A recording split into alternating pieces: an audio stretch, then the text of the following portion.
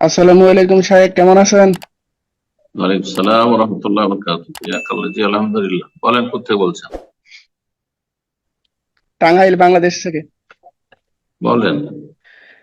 জি সাহেব, আমার প্রশ্ন হলো কি যে শায়েখ আব্দুর রাজ্জাক বিন ইউসুফ হাফিজাহুল্লাহ বলেছেন যে নাম টাম বলিয়েন না, আহ, এইসব নাম টাম না বলে বলে সব ফিতনা।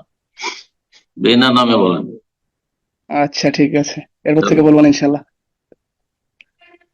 যে তিনি বলেছেন আহ, কোন একজন যত বলেছেন? ধরনের। জি, খোলা বলেছেন, অমুক বলে কোন একজন বলেছেন বলেন। চলেন। জি, যে বর্তমানে যে বাংলাদেশ বা পৃথিবীতে যত ওই যে ঠান্ডা পানি কোকা কোলা পেপসি আছে না, যে এইগুলো হম। রসুল সাল্লাল্লাহু আলাইহি সাল্লাম বলেছেন আমার উম্মত মদ খাবে, নাম দিবে অন্য। এগুলো হচ্ছে সেই।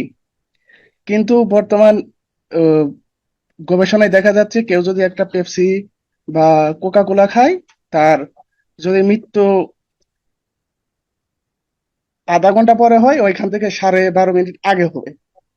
এখন কি আস্তাগফিরুল্লাহ। তার কথাটা ঠিক আছে? দুনিয়ার কোন আলেম, দুনিয়ার কোন আলেম, আর দুনিয়ার আলেমদের মধ্যে সৌদি আরব আলেমরা সবচেয়ে বড় আলেম বর্তমান যুগে।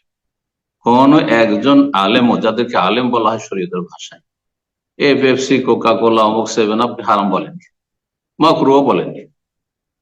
কথা বোঝা গেছে না? আপনি ভাতও যদি বেশি করে খেয়ে নেন, 1 কিলো চাউলের তো মরে যাবেন তো। গোস্ত যদি খেয়ে নেন 1-2 কিলো তো মরে যাবেন তো। প্রেশারের রোগী আর গোস্ত খেলে, সুগার যদি খেয়ে নেয় কেউ, যদি 200 গ্রাম 300 গ্রাম আর সুগারের রোগী চা চিনি খেয়ে নেয় তো মরে যাবে।